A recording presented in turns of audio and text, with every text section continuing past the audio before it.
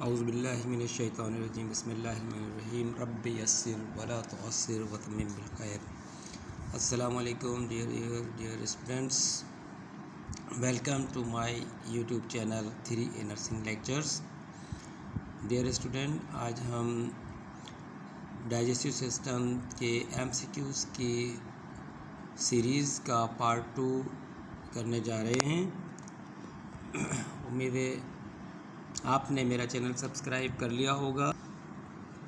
अगर अभी तक आपने मेरा चैनल सब्सक्राइब नहीं किया है तो बराए मेहरबानी चैनल सब्सक्राइब कर लें और इसे ज़रूर शेयर भी करें अपने साथियों से, ताकि उन्हें भी जो है MCQs की ये बेनिफिशियल वीडियोस मिलती रहे। डियर स्टूडेंट्स, ये MCQs हैं गैस्ट्रो इंटेस्टाइनल डिसऑर्डर्स के, और ये हमारा पार्ट 2 है। इसमें हमने सब्जेक्ट जो कवर किए हैं वो मेडिकल सर्जिकल नर्सिंग है, जो कि डिप्लोमा नर्सिंग का है।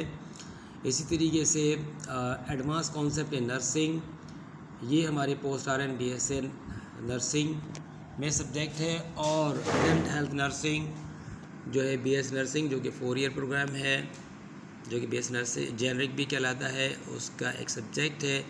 तो ये MCQs जो है उन तमाम जो सब्जेक्ट है उनको कवर करेंगे, और इनमें जो टॉपिक है cirrhosis of liver, hepatitis and liver abscess, ये हम 3 जो टॉपिक्स है इन्हें इसमें कवर करने की कोशिश करेंगे इंशाअल्लाह ताला। तो स्टार्ट करते हैं हम। Question number 1, it consists of alimentary canal and the glands and organs associated with it. Locomotor system, B digestive system, C articulatory system, D skeletal system. Answer सोच लें।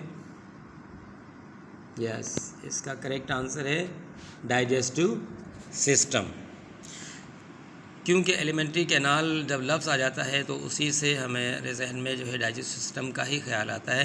लिहाजा हमारा करेक्ट आंसर है डाइजेस्टिव सिस्टम।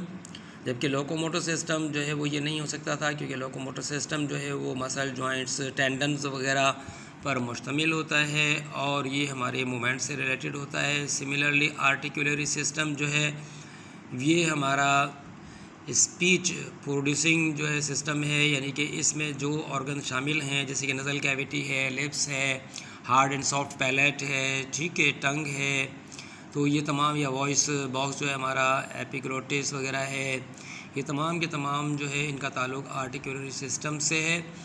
तो ज़ाहिर है alimentary canal इसमें नहीं आता है। इसी तरह से स्केलेटल सिस्टम जो है ये मसल जॉइंट्स वगैरह और जो टेंडन वगैरह इनसे रिलेटेड है, जिसे हम मस्कुलो स्केलेटल सिस्टम भी कहते हैं। Question number 2, whenever any infection occurs in biliary or GI tract, infective organism may reach liver through. यानी कि अगर इसमें सवाल किया गया है कि बिलियरी सिस्टम या GI ट्रैक्ट जो है इसमें अगर कोई इन्फेक्शन हो तो इन्फेक्टिव ऑर्गेनिज़म लीवर तक पहुंच सकता है इन ज़राए से: A biliary system, B portal venous system, C hepatic arterial system, and D is all of the above. आपके नज़र में क्या जवाब है इसका? जी, तो इसका करेक्ट आंसर है ऑल ऑफ दी अबो। थोड़ा सा मैं इसे एक्सप्लेन करना चाहूँगा कि देखें, जो हमारा लीवर है इसे डुअल ब्लड सप्लाई होती है। एक ब्लड सप्लाई आपको पिक्चर में भी नज़र आई है, ये एब्डोमिनल एओर्टा से है, जो कि हमारे बॉडी की तरफ ब्लड लेकर जाता है। यहीं से आर्टरी निकल रही है, हेपाटिक आर्टरी, जो कि ऑक्सीजन रिच ब्लड लेकर आती है लीवर में। ठीक है। सेकेंडली जो है वो हमारे पास है हेपाटिक पोर्टल वेन है, जो कि न्यूट्रिएंट रिच ब्लड लेकर आती है लीवर की तरफ। जैसे कि आपको पिक्चर में नज़र आ रहा है कि ये गैस्ट्रो इंटेस्टाइनल ट्रैक्ट से लेकर आ रही है। गैस्ट्रो इंटेस्टाइनल ट्रैक्ट में जो है हमारे पास स्मॉल इंटेस्टाइन के साथ साथ गैस्ट्रिक आर्टरी, गैस्ट्रिक वेन है, गैस्ट्रिक वेन से ब्लड यहाँ पर आता है। ठीक है। सिमिलरली जो है स्प्लीन से स्प्लीनिक वेन, ठीक, और इस तरह से स्मॉल इंटेस्टाइन और जो स्टोमक है वहाँ से ब्लड जो है हेपेटिक पोर्टल वेन के ज़रिए आता है लीवर में, ठीक है। और इसके अलावा जो है ये जो है हमारे जाती है यहाँ से तमाम ब्लड जब ये रीयूज़ हो जाता है और इसमें यूटिलाइज़ होने के बाद जो है वो चला जाता है हेपेटिक वेन के थ्रू जो है इन्फीरियर वेना केवा की तरफ, और इस तरह से जो है ये हमारा वापस हार्ट और फिर लंग्स और फिर वापस हमारे बॉडी में सर्कुलेट कर जाता है।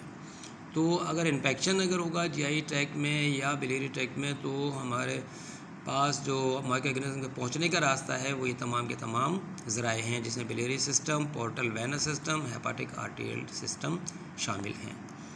क्वेश्चन नंबर 3, इन पस और abscess mostly these are present. Pus या एब्सिस अगर हो जाए तो उसमें क्या चीज़ मौजूद होती है? डेड रेड ब्लड सेल्स, यानी dead RBCs, dead leucocytes, dead platelets, both A and B. तो हमारा यहाँ पर आंसर है इन पस और abscess mostly dead leucocytes are found और are present because the pus contains a mixture of dead tissues, white blood cells and bacteria. Question number 4, pus for CS by aspiration of the liver abscess guided by पस culture sensitivity के लिए जो aspirate की जाती है liver से, वो किसके अंडर गाइडेंस होती है? A ultrasound, B X-ray, C liver biopsy, D LFT. यानी अल्ट्रासाउंड, एक्सरे, लीवर बायोप्सी और एलएफटी, ये 4 ज़राए बताए गए हैं। तो इसका करेक्ट आंसर है अल्ट्रासाउंड। अल्ट्रासाउंड की गाइडेंस में जो है पस जो है वो देखी जाती है लीवर में और वहाँ से उसे एस्पायरेट किया जाता है। Question number 5, this can cause hepatitis. A, an improperly functioning immune system, alcohol and medicines, C, viruses, all of the above. अगर आपने स्टडी की है तो आसानी से आप गेस कर सकते हैं कि इसका आंसर क्या होगा। जी हाँ, इसका आंसर है ऑल ऑफ दी अबोव। ये तमाम जो इम्प्रॉपरली फंक्शनिंग इम्यून सिस्टम है, अल्कोहल एंड मेडिसन और वायरसेस जो है, ये तमाम के तमाम सबब बनते हैं हेपाटाइटिस का। क्वेश्चन नंबर 6, हाइपोक्सीमिया मीन्स, क्या मतलब है हाइपोक्सीमिया का?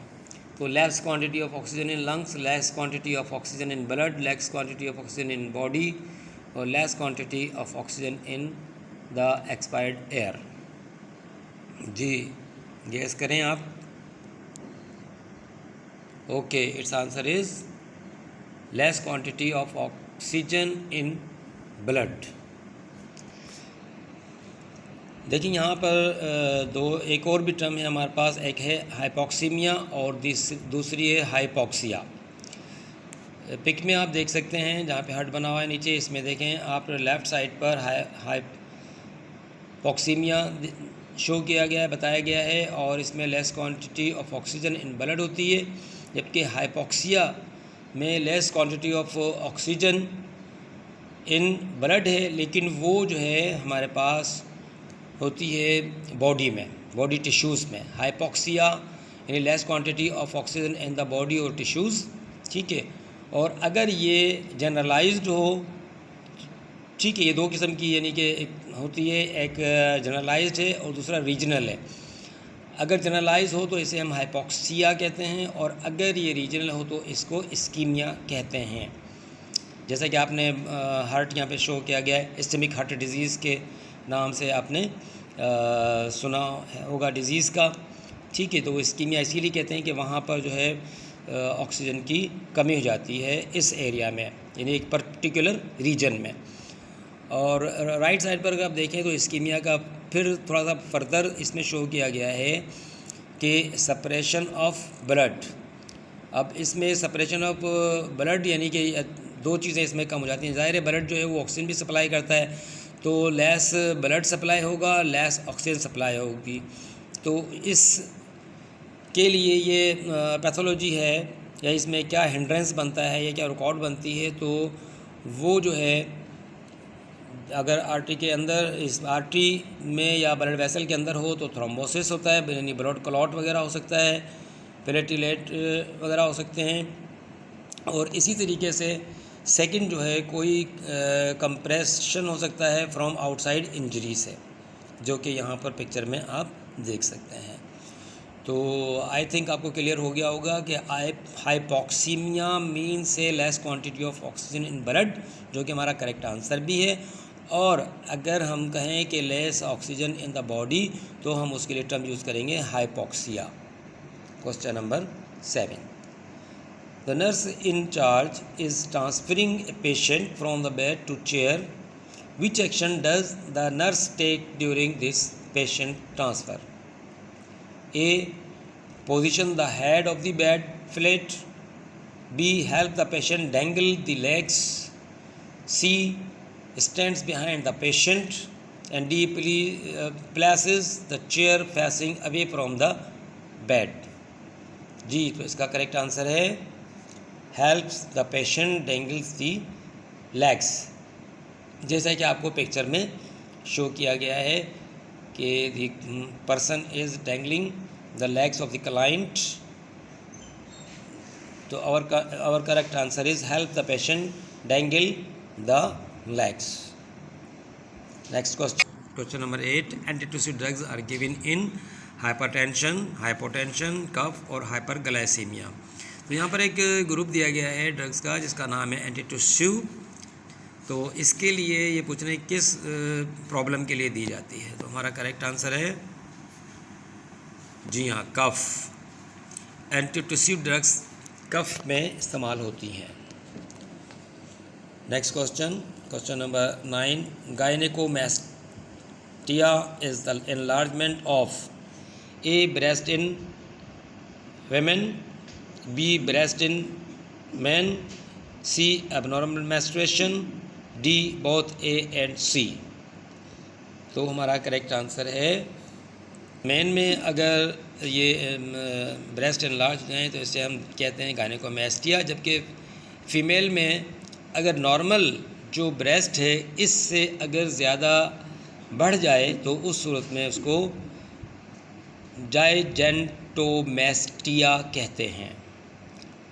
ठीक है, और जबकि एबनॉर्मल जो मेंस्ट्रुएशन है उसमें जो है जो टर्म इस्तेमाल होती है वो मेनोरेजिया, ओलिगोमेनोरिया, एमेनोरिया वगैरह इस्तेमाल होती हैं।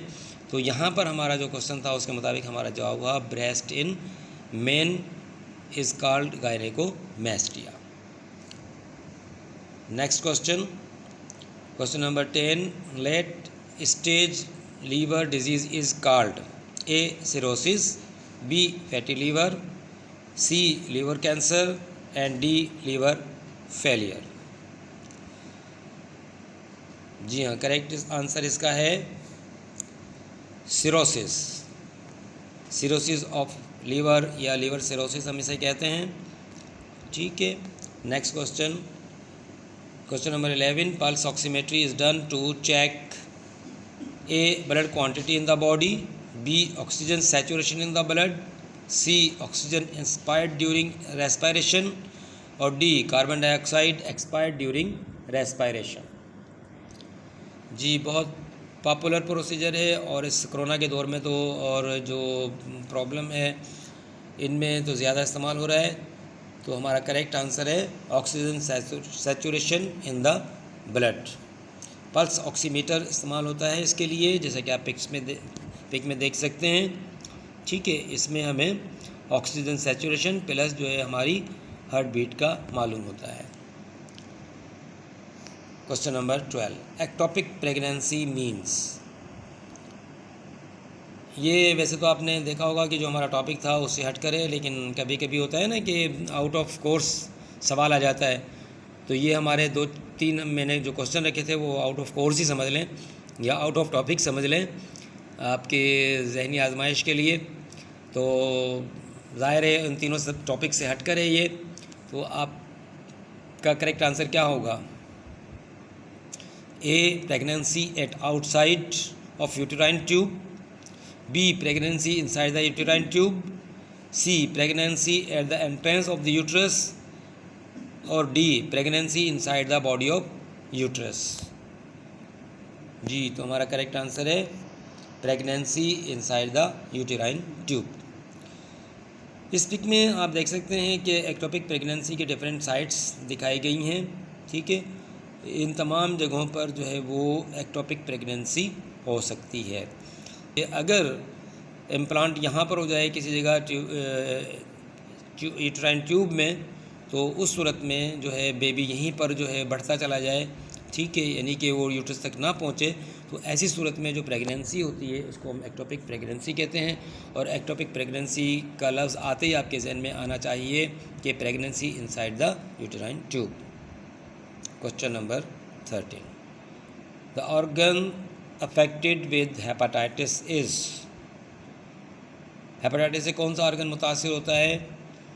Appendix, liver, spleen, pancreas. तो डेफिनेटली इसका आंसर है लीवर। लीवर इफेक्ट होता है हेपेटाइटिस में। Question number 14, the disease exist in short term, acute and long term chronic forms. How long does acute hepatitis last? Duration मालूम कर रहे हैं कि एक्यूट हेपेटाइटिस जो है वो कितने अरसे तक कहलाएगा।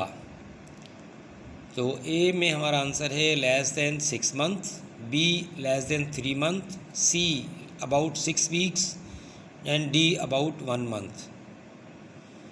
जी, तो करेक्ट आंसर है हमारा लेस दैन 6 मंथ, क्योंकि एक आइडियल डेफिनेशन एक्यूट के लिए वो यही है कि कोई भी अगर प्रॉब्लम 6 मंथ से कम हो तो उसे हम एक्यूट कहते हैं, और अगर 6 मंथ्स क्रॉस कर जाए तो फिर वो क्रोनिक प्रॉब्लम में आता है। Question number 15, forms of viral hepatitis has been found so far. अब तक वायरल हेपेटाइटिस की कितनी फॉर्म जो है वो पाई गई हैं? 3, 4, 5 और 8। जी, तो करेक्ट आंसर है 5। ये हैं ए, बी, सी, डी एंड ई, जो कि मोस्टली हमें लिटरेचर में मिलता है। Question number 16, the form that can exist for years without symptoms is. ये हेपेटाइटिस बी, सी, डी और ऑल ऑफ दी अबो हमें रेस्पॉन्सेस दिए गए हैं। आपसे पूछा गया है कि कौन सी फॉर्म है जो कि सालों बग़ैर सिम्टम्स के जो है वो हो जाती है, यानी सिम्टम भी ज़ाहिर नहीं होते लेकिन वो प्रॉब्लम होती है।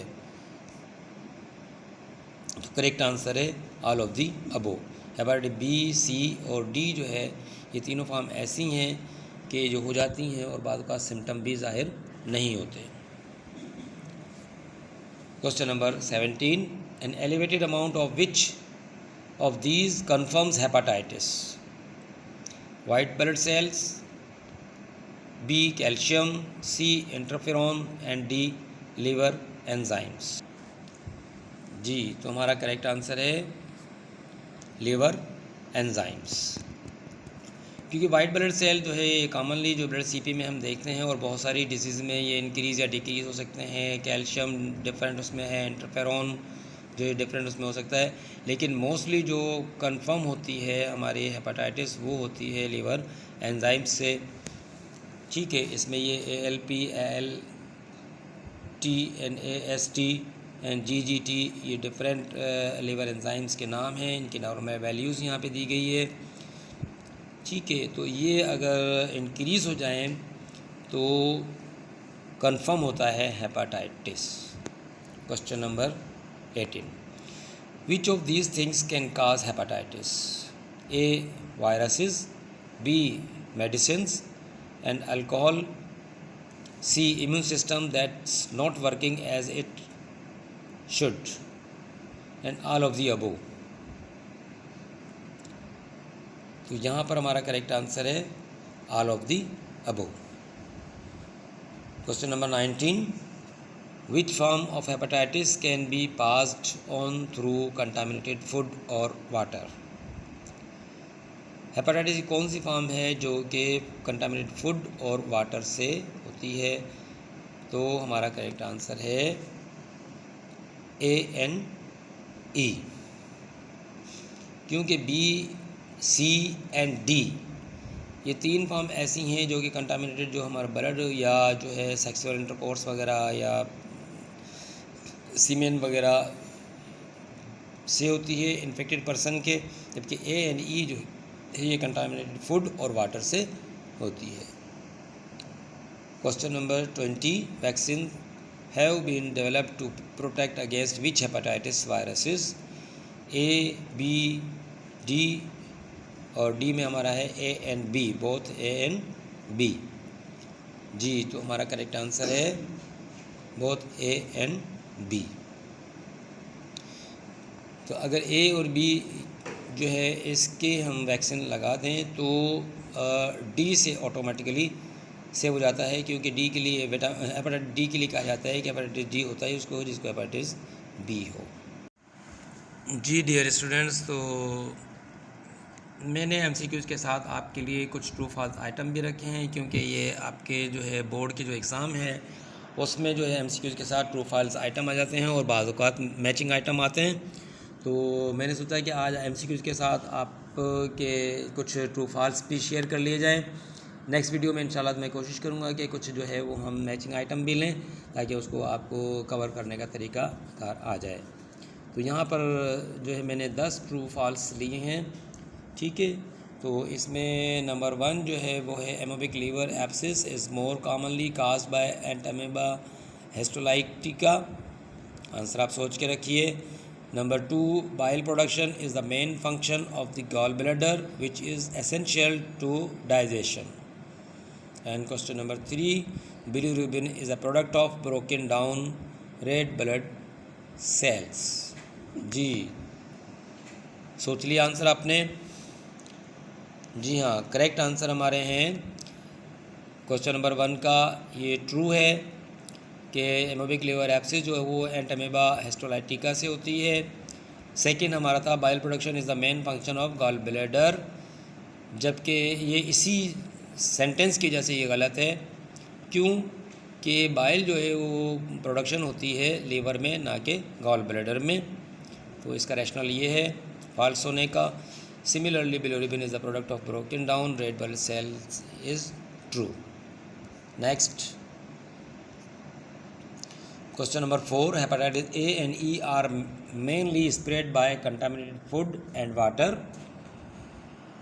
Question number 5, hepatitis A, B and D are not preventable with immunization. Question number 6, intra-op is the common term before surgery. And question number 7, ligate means to bind. जी सोच लें, which are true which are false.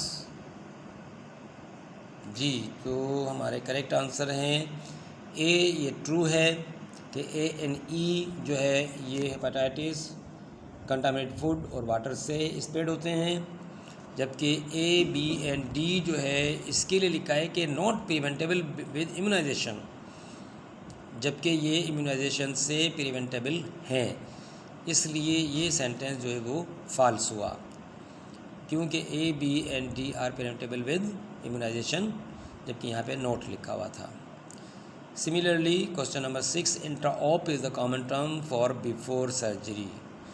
तो आप लोगों को मालूम है कि बिफोर सर्जरी के लिए टर्म यूज़ होती है प्री ऑपरेटिव या प्री ऑप, जबकि यहाँ पर है इंट्रा-ऑप। इंट्रा-ऑप का मतलब है कि दौरान ऑपरेशन या during operation. And ligate means to bind, it is true. Question number 8, hepatitis B immunoglobulin has large amount of hepatitis B antibodies taken from donated human blood.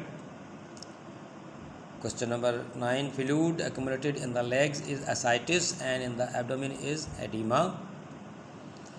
While question number 10 is vaccine gives long term but delay effects. जी सोच लिया आपने? जी हाँ, ये correct answer हैं number 8 का। It is true कि HBIG has large amount of hepatitis B antibodies taken from donated human blood. It is true. And fluid accumulated in the legs is ascites, which is wrong or false, because fluid accumulates in the legs is edema, and while accumulation of fluid in the abdomen is called ascites. जबकि यहाँ पे इसके लिए लिखा हुआ है कि fluid accumulation in the abdomen is edema, जो कि false है। तो ये हमारा क्वेश्चन नंबर 9 जो है इसका आंसर है फॉल्स। असाइटिस फ्लूइड जो है होता है, ठीक है, और लैग्स में जो होता है उसे हम एडिमा कहते हैं। असाइटिस की पैदा होने की वजूहात आपको मालूम होगी डेफिनेटली, वरना हम यहाँ पे रिपीट करते हैं इस चीज़ को, क्योंकि ये हेपेटाइटिस हमारा कंटिन्यू जो टॉपिक है उसी का एक हिस्सा है। सिरोसिस ऑफ लीवर भी हमारा टॉपिक है। तो सिरोसिस ऑफ लीवर की एक कॉम्प्लिकेशन है, क्योंकि आपने शुरू में यहाँ पर देखा था एक सेकंड क्वेश्चन में हमारी कि जो इन्फेक्शन स्प्रेड होता है GI में, तो वो जो है कैसे पहुँचता है। तो वहाँ पर हमने देखा था कि जो लीवर जो है वो ड्वेल ब्लड सप्लाई उसमें होती है। एक हमारी होती है एब्डोमिनल एओर्टा से हेपेटिक आर्टरी के ज़रिए, ठीक है, और दूसरा हमने देखा था कि जो हमारे GI ट्रैक्ट है, स्प्लीन है, वहाँ से जो है वेन के थ्रू जो न्यूट्रिएंट रिच ब्लड होता है वो भी हमारा पहुँचता है लीवर को। लेकिन जब लीवर ही में प्रॉब्लम है, लीवर इन्फ्लेम्ड है, या लीवर जो है वो उसमें सिरोसिस हो गई है, वो सिकुड़ गया है, तो उसकी वजह से क्या होता है, बैक प्रेशर होता है और ब्लड जो है वो यहाँ तक नहीं पहुँच पाता है, लीवर तक नहीं पहुँच पाता है, और वो पीछे जो हमारी डिफरेंट वेन्स हैं उन वेन्स में ही रहता है, और जो आर्टरी है वहाँ से जो है लीवर तक नहीं पहुँच पाता। तो वो जो बैक प्रेशर की वजह से कैपिलरीज से वो आउट ऑफ वेसल चला जाता है और हमारे एब्डोमेन में एक्यूमुलेट हो जाता है। तो इस तरीके से ये पैथोफिजियोलॉजी थी एसाइटिस की। तो इस एसाइटिस को भी ड्रेन करने के लिए एक टेक्निक इस्तेमाल होती है जिसका नाम है पैरासेंटेसिस। एसाइटिस जो फ्लूइड होता है इसको जो है निकालने के लिए जो टेक्निक इस्तेमाल होती है, जो प्रोसीजर है, उसका नाम है पैरासेंटेसिस। जबकि इससे मिलती जुलती एक और टर्म भी इस्तेमाल होती है। क्वेश्चन वो बन सकता है हमारे पास कि थोरासेंटेसिस जो प्रोसीजर है वो किस चीज़ के लिए इस्तेमाल होता है। तो इससे चूँकि मिलता जुलता है इसलिए मैंने आपको यहाँ पे डिस्कस करने जा रहा हूँ कि थोरासेंटेसिस जो है वो हम क्या करते हैं कि जो प्लूरल इफ्यूजन होता है, यानी प्लूरल कैविटी होती है, उसमें एबनॉर्मल फ्लूइड एक्युमुलेट हो जाता है जिससे हमें डिफ़िकल्टी इन ब्रीथिंग होती है। तो उस फ्लूइड को निकालने के लिए जो प्रोसीजर इस्तेमाल होता है उसे कहते हैं थोरासेंटेसिस। ठीक है जी। तो अब आपको याद रहना चाहिए कि पैरासेंटेसिस जो है वो एब्डोमिनल फ्लूइड को निकालने के लिए इस्तेमाल होता है, थोरासेंटेसिस जो है वो जो प्लूरल इफ्यूजन को निकालने के लिए इस्तेमाल होता है। अगर ज़िंदगी में कभी भूल जाएं तो आप इस तरह से याद रख सकते हैं कि कभी कंफ्यूज हो जाएं कि अभी पैरासेंटेसिस क्या था, थोरासेंटेसिस क्या था। तो पी से पैरासेंटेसिस और पी से पेट आता है। ये उर्दू की एक यानी पी से पे हम इस्तेमाल करते हैं तो पेट आता है। तो ये रिलेशन अगर याद रख लेंगे तो इंशाल्लाह ताला आपको प्रॉब्लम नहीं होगी, क्योंकि अभी फ्रेश आपने पढ़ा है तो याद रहेगा, बाद में भूल जाते हैं। तो ये आप अगर रिलेशन याद रख लेते हैं तो आपको प्रॉब्लम नहीं होगी। जबकि क्वेश्चन नंबर 10 हमारे पास था vaccine gives long term but delay effect, it is true. I hope आपको बहुत अच्छा सा समझ में आ गया होगा। Thanks for watching my YouTube channel 3 nursing lectures. Please also ask your friends to like, share and subscribe। अगर आपको ये वीडियो पसंद आई हो तो ज़रूर जो है वो आप मेरे चैनल को सब्सक्राइब भी करें, लाइक करें, शेयर करें, ताकि आपके जो दूसरे दोस्त हैं उन्हें भी जो है इससे फ़ायदा मिल सके। नेक्स्ट वीडियो तक अल्लाह हाफ़िज़।